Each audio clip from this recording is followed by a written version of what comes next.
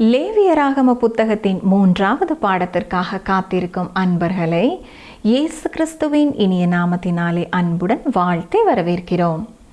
நாம் கடந்த நிகழ்ச்சியிலே நம்முடைய சொந்த வழிகளிலும் நம்முடைய சொந்த விதிமுறைகளின் படியும் நாம் தேவனிடத்திலே வர முடியாது என்றும், திருமுழுக்கு என்பது நாம் இயேசு கிறிஸ்துவை இரட்சகராக விசுவாசிக்கிறோம் என்பதை அடையாளப்படுத்தி காட்டும் ஒரு காரியமாக இருக்கிறது என்பதையும் நாம் கற்றுக்கொண்டோம். இன்று நாம் லேவியராகமம் 2ஆம் அதிகாரம் 1ஆம் வசனம் முதல் 3ஆம் அதிகாரம் 5ஆம் வசனங்கள் வரை கற்றுக்கொள்ள இருக்கிறோம். இந்த பகுதியிலே பலி செலுத்துவதின் பொருள் என்ன, உடன்படிக்கையின் உப்பு என்றால் என்ன கற்றுக்கொள்ள தொடர்ந்த நிகழ்ச்சியினை பார்த்து கற்றுக்கொள்ளுங்கள். கிறிஸ்துவுக்குள் பிரியமான வேத ஆராய்ச்சி நேயர்களே, இன்று லேவியராகமம் 2ஆம் அதிகாரம் 1ஆம் வசனம் முதல் சிந்திப்போம். வாசிக்கிறேன். ஒருவன் போஜன பலியாகிய காணிக்கையை கர்த்தருக்கு செலுத்த வேண்டுமானால் அவன் காணிக்கை மெல்லிய மாவாயிருப்பதாக. அவன் அதன் மேல் எண்ணெய் வார்த்து அதன் மேல் தூபவர்க்கம் போட்டு. இந்த போஜன பலியை குறித்து சொல்லும் பொழுது இது மெல்லிய மாவாக இருக்க வேண்டும் என்று சொல்லப்பட்டிருக்கிறது. அந்நாட்களிலே மெல்லிய மாவு கிடைப்பது அரிதானது தான். இன்று நமக்கு இருக்கிற மாவு அரைவை நிலையம் போல அன்று இல்லை. சிறிய திரிகளிலே அவர்கள் தெரித்தார்கள். எனவே மெல்லிய மாவிற்காக அதிக நேரம் செலவு செய்து அவர்கள் ஆயத்தப்படுத்த வேண்டும். இதுவும் இயேசு கிறிஸ்துவையே நமக்கு காட்டுகிறது. அவர் சிறப்பான ஆழ்தத்துவம் உடையவர். இந்த பூமியிலே வாழ்ந்த பரிபூரணமான மனிதன் என்றால் அவர்தான். மற்ற மனிதர்களை பாவம் குறைவுபடுத்திவிட்டது. மனோதத்துவ அறிஞர்கள் கண்டுகொண்ட ஒரு உண்மை என்னவென்றால், எல்லா மனிதர்களுடைய வாழ்க்கையிலையும் அவர்கள் இயற்கையாக இருக்க வேண்டிய நிலையிலே இல்லை என்று கண்டறிந்திருக்கிறார்கள். வேதத்திலே எத்தனையோ மனிதர்களை குறித்து நாம் வாசிக்கிறோம். ஒவ்வொருவருடைய குணநலன்களும் எவ்வளவு வித்தியாசமானதாக இருக்கிறது. சிம்சோன் சரீர வலிமை மிக்கவனாயிருந்தான், ஆனால் மன வலிமை அவனிடத்திலே இல்லை. அப்போஸ்தலனாகிய பவுல் மனநிலையிலே மிக உறுதியானவராயிருந்தார், ஆனால் சரீரத்திலே பலவீனம் உள்ளவராய் காணப்பட்டார். அப்போஸ்தலனாகிய பேதுரு உணர்ச்சி வசப்படுகிறவராய் இருந்தார். இயேசுவை மறுதலிக்க மாட்டேன் என்றார், ஆனால் மறுதலித்தார். இது அவருடைய வாழ்க்கையிலே உள்ள பலவீனத்தை காட்டுகிறது. அரசனான சவுல் ஆண்டவருக்கே கீழ்ப்படியாமல் போய்விட்டான். இதனால் அரச பொறுப்பிலிருந்து தள்ளப்பட்டு மரணத்தை சந்திக்க வேண்டியது வந்தது. எனவே எல்லாருடைய வாழ்க்கையிலையும் குறைவுகள் காணப்படத்தான் செய்கின்றன. ஆனால் இயேசு கிறிஸ்து எந்த குறையும் குற்றமும் அற்றவர். காசுக்காரர்களை ஆலயத்திலிருந்து அவரால் துரத்த முடிந்தது. அதே நேரத்திலே சிறு பிள்ளைகளை கரத்திலே எடுத்து அணைக்க முடிந்தது. அவர் 12 வயதாக இருக்கும் பொழுது ஆலயத்திலிருந்த பெரியவர்கள் அவர் ஞானத்தை கண்டு வியந்தார்கள். அவர் போதிக்க துவங்கிய பொழுது அவருடைய பேச்சு திறமையை பார்த்து மக்கள் ஆச்சரியப்பட்டார்கள். யோவான் 7ஆம் அதிகாரம் 15ஆம் வசனத்தை பார்த்தால், இவர் கல்லாதவராயிருந்தும் வேத எழுத்துக்களை எப்படி அறிந்திருக்கிறார் என்று ஆச்சரியப்பட்டார்கள் என்று வாசிக்கிறோம். ஆனால் இந்த அறிவு அவருடைய வாழ்க்கையை நடத்தவில்லை. பிதாவுடைய சித்தத்தை நிறைவேற்ற வேண்டும் என்ற விருப்பமே அவருடைய செயல்களை உந்தித்தள்ளும் காரியமாக இருந்தது. ஒருபொழுதும் அவர் உணர்ச்சி வசப்பட்டு செயல்படவில்லை. சொந்த விருப்பப்படியும் அவர் செயல்படவில்லை. இருந்தாலும் அவர் மரிக்கும்படியாக எருசலேமிற்கு போவதை யாரும் தடுக்கவும் முடியவில்லை. இருந்தாலும் என்னுடைய சித்தத்தின்படி அல்ல, உம்முடைய சித்தத்தின்படியே ஆக கடவது என்று தன்னை அர்ப்பணித்தார்.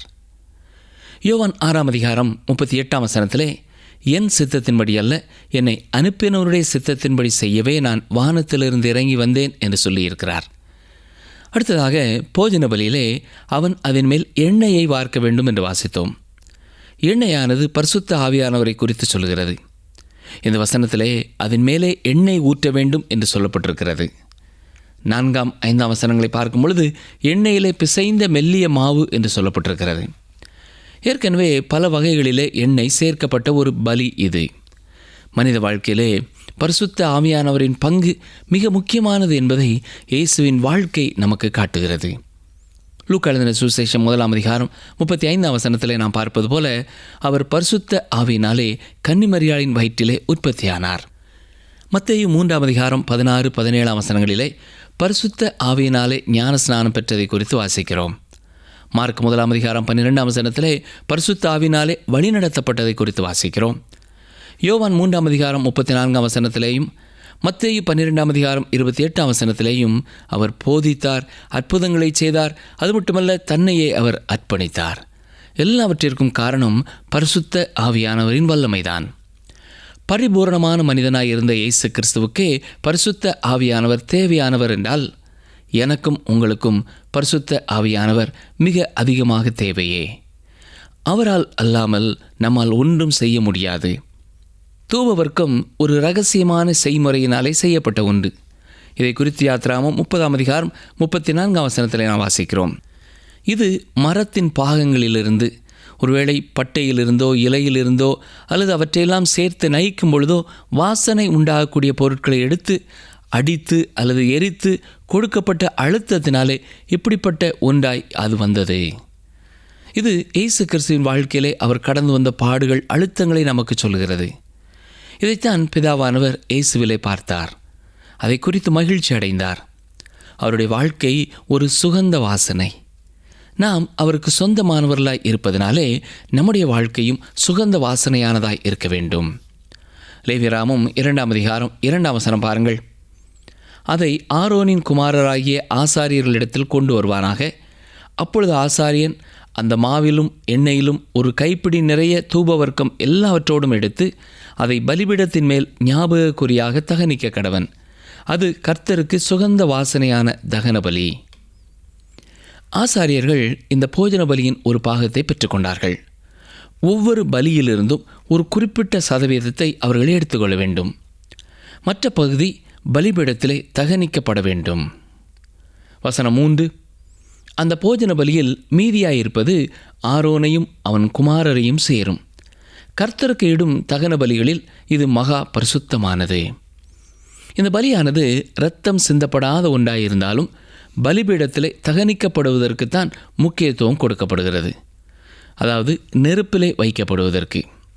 இதை குறித்து 2 9 16 நாம் பார்க்கிறோம். இப்பொழுது லேவியராகமம் 2 முதல் 10 வரை பார்ப்போம் என்றால், இங்கே சொல்லப்படும் முறைகளை பார்க்கும் பொழுது இது ஏதோ ஒரு போஜனத்தை உருவாக்குவது போல சொல்லப்பட்டிருக்கிறது. முக்கியத்துவம் கொடுக்கப்பட்டிருக்கிற காரியங்கள் மெல்லிய மாவினாலே இருக்க வேண்டும், எண்ணெய் சேர்க்கப்பட்டிருக்க வேண்டும். மட்டுமல்ல, திரும்ப திரும்ப நெருப்பும் இங்கே சொல்லப்படுகிறது. நெருப்பானது இங்கே நரகத்தை குறித்து பேசவில்லை, இது சுத்தம் பண்ணும் வல்லமை குறித்து சொல்கிறது. தேவனுடைய சுத்தம் பண்ணும் வல்லமையும் சக்தியும் இயேசு கிறிஸ்துவின் வாழ்க்கையிலே ஒரு வாசனையை உண்டு பண்ணியது. வசனம் 9 நாம் வாசித்தது போல அது கர்த்தருக்கு சுகந்த வாசனையான தகன பலி. இந்த பலியின் பொருள் என்னவென்றால், தேவன் இயேசு கிறிஸ்துவிலே எதை பார்க்கிறார் என்பதை காட்டுகிறது. அழுத்தத்தின் மூலமாக வாசனை வெளிப்பட்டது. ஆனால் பொதுவாக அழுத்தங்களின் மத்தியிலே நாம் இருக்கும் பொழுது நம்மிலிருந்து வாசனை வருகிறதில்லை. சிலர் அழுத்தத்திலே இருக்கும் பொழுது முறுமுறுக்கிறார்கள், தேவனையே குறைவாய் பேசுகிறார்கள். ஆனால் அருமையானவர்களே, அழுத்தம் நம்மேலே வைக்கப்படும் பொழுது வாசம் நம்மிலிருந்து பிறக்க வேண்டும். போஜன பலியிலே மீதம் இருந்தது ஆரோனுக்கும் அவனுடைய குமாரர்களுக்கும் சேர வேண்டும். பிதாவாகிய தேவனோடு கூட இயேசு கிறிஸ்துவை பகிர்ந்து கொள்ளும் கிருபையை விசுவாசிகள் பெற்றிருக்கிறார்கள். கிறிஸ்துவிலே நீங்கள் எதை பார்க்கிறீர்கள்? அவரை குறித்து உங்கள் மனம் மகிழ்கிறதா? யோவான் 6:53 முதல் 58 வரைக்கும் நாம் வாசித்து பார்ப்போம் என்றால், தனது மாம்சத்தை புசித்து தன் இரத்தத்தை பானம் பண்ணுகிறவர்களுக்கு நித்திய ஜீவன் உண்டு, அவனை நான் எழுப்புவேன் என்பதை குறித்து விவரமாக சொல்லியிருக்கிறார். அருமையானவர்களே, உங்களுடைய வாழ்க்கையிலே சுகந்த வாசனை வெளிப்பட வேண்டுமென்றால் கிறிஸ்து இயேசுவிலே நீங்கள் பங்கு பெற வேண்டும். இப்படி கூறுவதனாலே மாம்சம் தின்ன சொல்கிறோம் என்பதல்ல, விசுவாசத்தினாலே நாம் அவரை ஏற்றுக்கொள்ள வேண்டும். அப்பொழுது நம்முடைய வாழ்க்கையும் சுகந்த வாசனை நிறைந்ததாய் இருக்கும். இப்பொழுது லேவியராகமம் 2:11 பாருங்கள். நீங்கள் கர்த்தருக்கு செலுத்தும் எந்த போஜன பலியும் புளித்த மாவினால் செய்யப்படாதிருப்பதாக. புளித்த மாவுள்ளதொன்றையும் தேனுள்ளதொன்றையும் கர்த்தருக்கு தகன பலியாக தகனிக்க வேண்டாம். புளித்த மாவானது எப்பொழுதுமே தீமையை குறிக்கிறதா இருக்கிறது. கிறிஸ்துவிலே எந்த தீமையும் இல்லை, எந்த பாவமும் இல்லை. அடுத்ததாக தேனும் இங்கே சேர்க்கப்படக்கூடாது என்று சொல்லப்பட்டிருக்கிறது. இது இயற்கையான இனிப்பை குறிக்கிறது. இன்றைக்கும் அநேக விசுவாசிகள் பேச்சிலே இனிப்பாக பேசுகிறார்கள், ஆனால் முதுகுக்கு பின்னாலே கேடான காரியங்களை செய்கிறவர்களாய் இருக்கிறார்கள். இப்படி முதுகுக்கு பின்னால் குறை பேசுவது துப்பாக்கியால் சுடுவதை விட ஆபத்தானது. இன்றைக்கு அநேகர் தன்னுடைய வாழ்க்கையிலே இப்படிப்பட்ட இனிப்பை கொண்டவர்களாய்த்தான் இருக்கிறார்கள். ஆனால் இயேசு கிறிஸ்துவின் வாழ்க்கையிலே எந்த மாய்மாலமான வார்த்தைகளும் கிடையாது. அவருடைய வாழ்க்கையிலே மற்றவர்களை பிரியப்படுத்துவதற்காக இனிப்பான வார்த்தைகளை ஒருபொழுதும் அவர் பேசவும் இல்லை. புளிப்பான பாவமும் அவருடைய வாழ்க்கையிலே இல்லை. சரி, லேவியராகமம் 2ஆம் அதிகாரம் 12ஆம் வசனம். முதற் கனிகளை காணிக்கையாக கொண்டு வந்து அவைகளை கர்த்தருக்கு செலுத்தலாம். ஆனாலும் பலிபீடத்தின் மேல் அவைகள் சுகந்த வாசனையாக தகனிக்கப்படலாகாது. இந்த காணிக்கை சுகந்த வாசனையான காணிக்கை, எனவே இது தகனிக்கப்படக்கூடாது என்று சொல்லப்பட்டிருக்கிறது. வசனம் 13 பாருங்கள். நீ படைக்கிற எந்த போஜன பலியும் உப்பினால் சாரமாக்கப்படுவதாக. உன் தேவனுடைய உடன்படிக்கையின் உப்பை உன் போஜன பலியிலே குறைய விடாமல் நீ படைப்பது எல்லாவற்றோடும் உப்பையும் படைப்பாயாக. உப்பிற்கு பாதுகாக்கும் சக்தி உண்டு. இது புளிப்பிற்கு எதிர்மறையானது. புளிப்பானது கெட்டுப்போகச் செய்கிறது, உப்பு பாதுகாக்கிறது.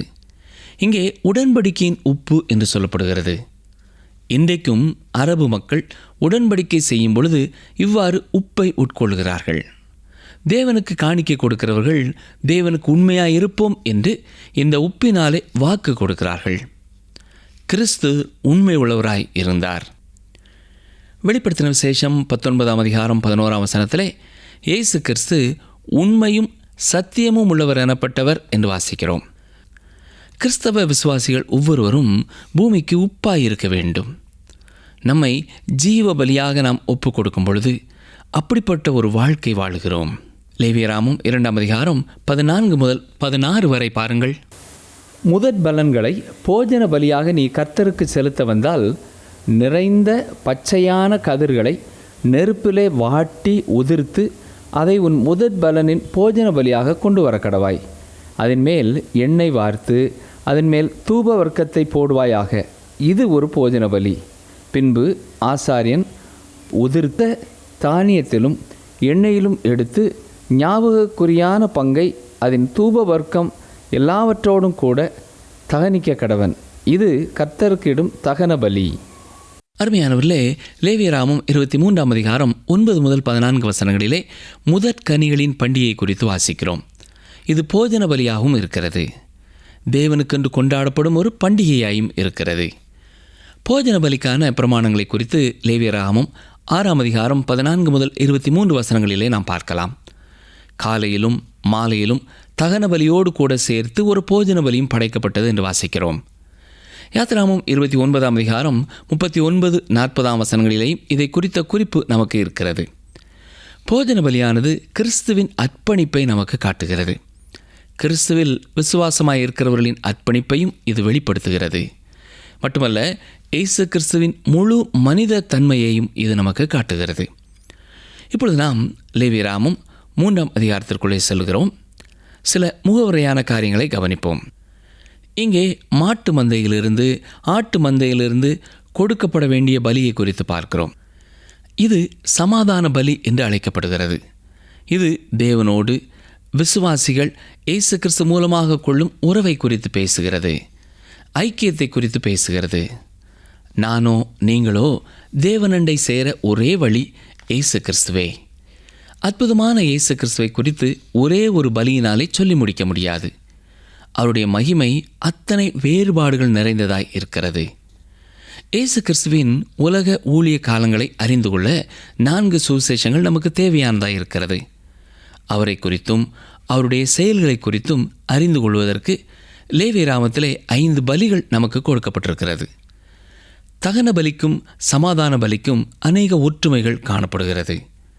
என்றாலும் அங்கே குறிப்பிடத்தக்க வேற்றுமைகளையும் நாம் பார்க்க முடியும். எனவே சமாதான பலியும் ஒரு தனித்தன்மை வாய்ந்தது. இயேசு கிறிஸ்து சிலுவையிலே சிந்துகிற இரத்தத்தினாலே நமக்கும் தேவனுக்கும் இடையிலே உண்டு பண்ணின சமாதானத்தை குறித்து இந்த சமாதான பலி கூறவில்லை. சமாதான பலியும் பாவத்தை குறித்து பேசுகிறதா இருக்கிறது.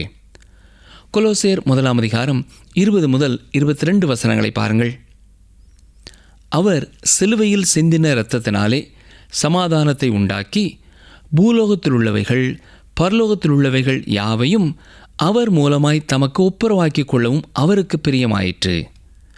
முன்னே அந்நியராயும் துர்க்கிரியைகளினால் மனதிலே சத்துருக்களாயும் இருந்த உங்களையும் பரிசுத்தராகவும் குற்றமற்றவர்களாகவும் கண்டிக்கப்படாதவர்களாகவும் தமக்கு முன் நிறுத்தும்படியாக அவருடைய மாம்ச சரீரத்தில் அடைந்த மரணத்தினாலே இப்பொழுது ஒப்புரவாக்கினார். நீங்கள் கேட்ட சுவிசேஷத்தினால் உண்டாகும் நம்பிக்கையை விட்டு அசையாமல் ஸ்திரமாயும் உறுதியாயும் விசுவாசத்திலே நிலைத்திருப்பீர்களானால் அப்படியாகும். கவனித்தீர்களா? இது சமாதான பலி அல்ல. சமாதான பலியானது அப்போஸ்தலனாகிய பவுல் எபேசியருக்கு எழுதும்பொழுது சொல்கிற சமாதானத்துக்கு ஒத்ததாய் இருக்கிறது. இந்த சமாதானமானது இயேசு கிறிஸ்து மூலமாக பரிசுத்த ஆவியானவராலே விசுவாசிகளை கர்த்தருக்குள் ஐக்கியம் கொள்ள செய்கிறதாய் இருக்கிறது. வாசித்து பாருங்கள். எபேசியர் 2 அதிகாரம் 13 முதல் 22 வசனம் வரை. எனவே இந்த சமாதான பலியிலே இயேசு கிறிஸ்து இரத்தத்தினாலே உண்டு பண்ணின சமாதானத்திற்கு முக்கியத்துவம் கொடுக்கப்படவில்லை. இயேசு கிறிஸ்துவே எல்லா விசுவாசிகளும் ஒருவரோடு ஒருவர் ஐக்கியம் கொள்ளும் இடமாகவும் பிதாவாகிய தேவனும் ஐக்கியம் கொள்ளும் இடமாயும் இருக்கிறார். தனி மனிதர்களையும் குடும்பங்களையும் சமயங்களையும் ஜாதி வேறுபாடுகளையும் தேச வேறுபாடுகளையும் பிரிக்கும் சுவரை தகர்த்து எறிகிறவர் இயேசு கிறிஸ்து. கிறிஸ்துவின் காரியங்களை ஒருவரோடு ஒருவர் பகிர்ந்து கொள்வதனாலே அவர்களும் ஒருவருக்கொருவர் ஐக்கியம் கொள்ளவும் பிதாவாகிய தேவனோடு ஐக்கியமுள்ளவர்களாய் வாழவும் முடியும். இதைத்தான் அப்போஸ்தலனாகிய யோவான் சொல்லும் பொழுது 1 யோவான் 1 அதிகாரம் 3 வசனத்திலே இவ்விதமாய் சொல்லியிருக்கிறார். கவனியங்கள், வாசிக்கிறேன். 1 யோவான் 1:3. நீங்களும் எங்களோட ஐக்கியமுள்ளவர்களாகும்படி நாங்கள் கண்டும் கேட்டும் இருக்கிறதை உங்களுக்கும் அறிவிக்கிறோம்.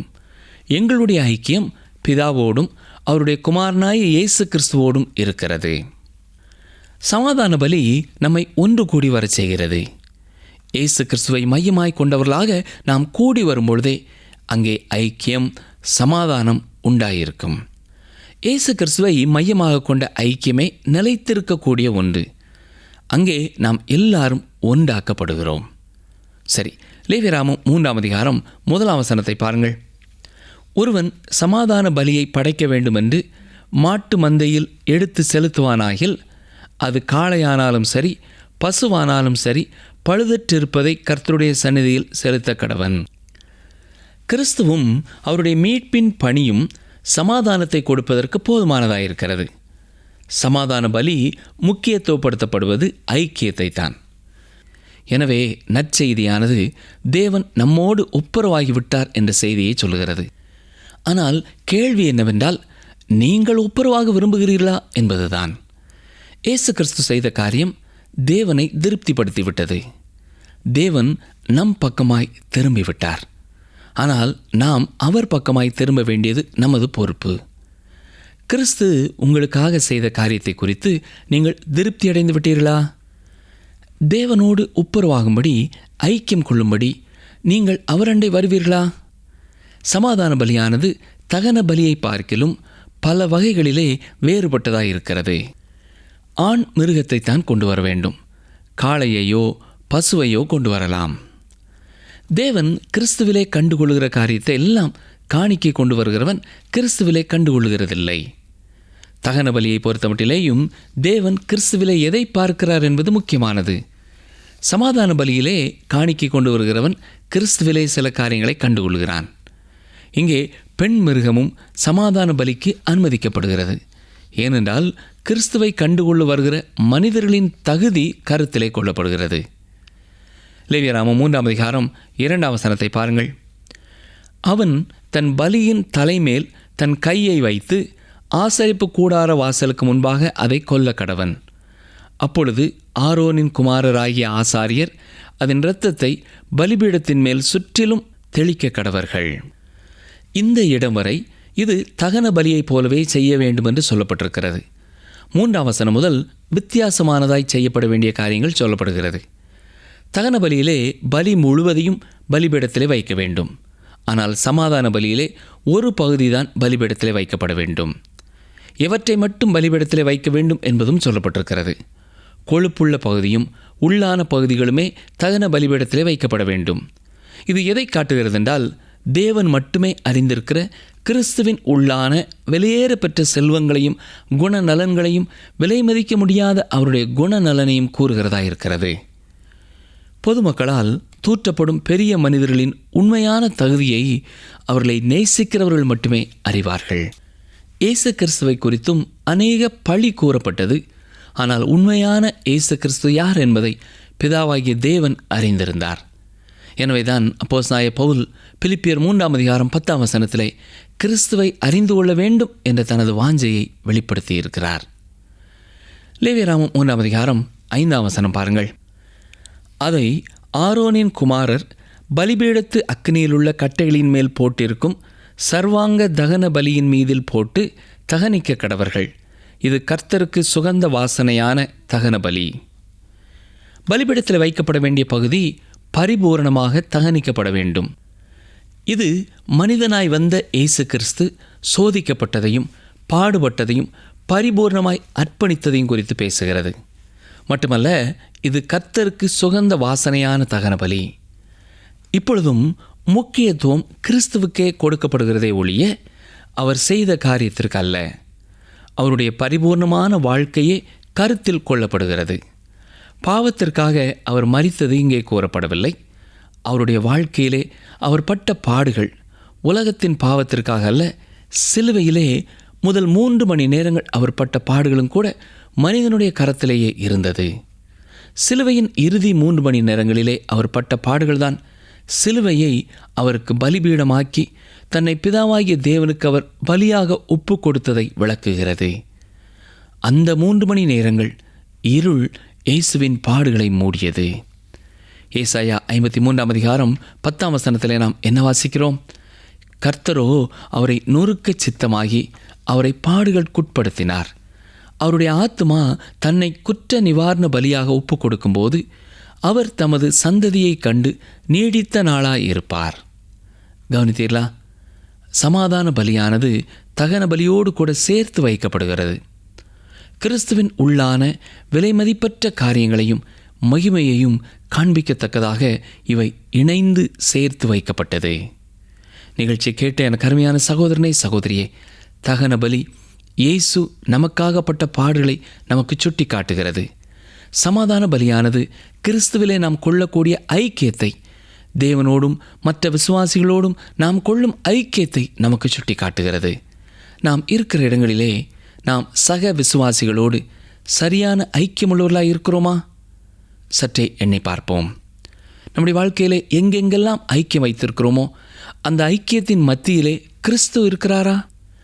கிறிஸ்து நம்முடைய வாழ்க்கையின் மையமாக இருக்கும் பொழுது மட்டுமே மற்ற விசுவாசிகளோடு நாம் சமாதானம் உள்ளவர்களாக இருக்க முடியும். அப்படி இல்லாமல் வேறு காரியங்கள் அந்த ஐக்கியத்திற்கு முக்கியத்துவம் கொடுக்கும் என்றால் அங்கே சமாதானம் இருக்காது.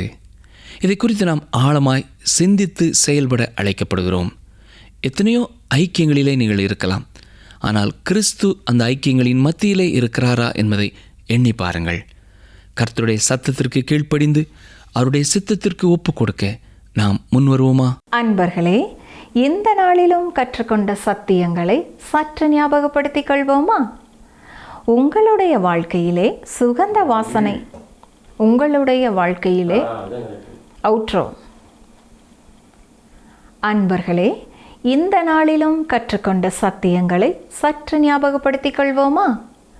உங்களுடைய வாழ்க்கையிலே சுகந்த வாசனை வெளிப்பட வேண்டும் என்றால் கிறிஸ்து இயேசுவிலே நீங்கள் பங்கு பெற வேண்டும்.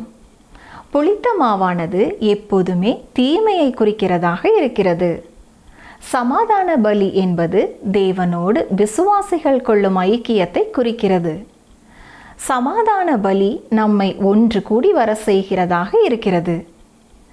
நற்செய்தியானது தேவன் நம்மோடு ஒப்புரவாகி விட்டார் என்பதை சொல்லுகிறது. மீண்டும் அடுத்த நிகழ்ச்சியிலே சந்திப்போம். கர்த்தர் உங்களோடு இருப்பாராக.